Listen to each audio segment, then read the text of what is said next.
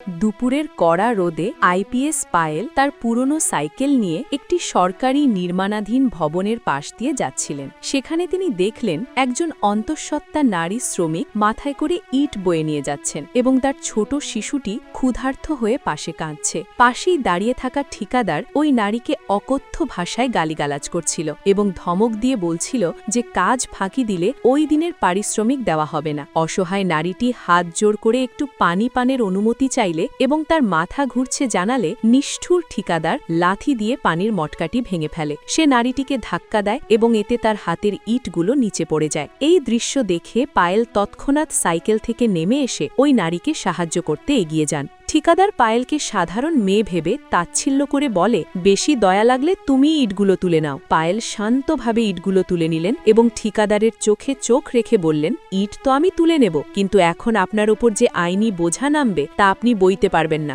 এরপর তিনি নিজের আইপিএস আইডি কার্ড বের করে ঠিকাদারকে দেখান। ভয়ে ঠিকাদারের হাত পা কাঁপতে শুরু করে। পায়েল গর্জে উঠে বলেন, শ্রমিকদের রক্ত চুষে নিজেদের সিন্দুক ভর্তি করছো? এই নারীর চিকিৎসার পুরো খরচ এবং 1 বছরের বেতন এখনই তোমার অ্যাকাউন্ট থেকে দিতে হবে, আর এই সাইটটি আজই সিল করে দেওয়া হবে। পায়েল ওই নারীকে তার সাইকেলের পেছনে বসিয়ে বলেন, বোন, তুমি একা নও, আইন তোমার ভাই এবং তোমার ঢাল হিসেবে পাশে আছে। সেখানে উপস্থিত শত শত শ্রমিক পায়েলের এই সাহসিকতা ও ন্যায় বিচারের জন্য হাততালি দিয়ে তাকে সম্মান জানান।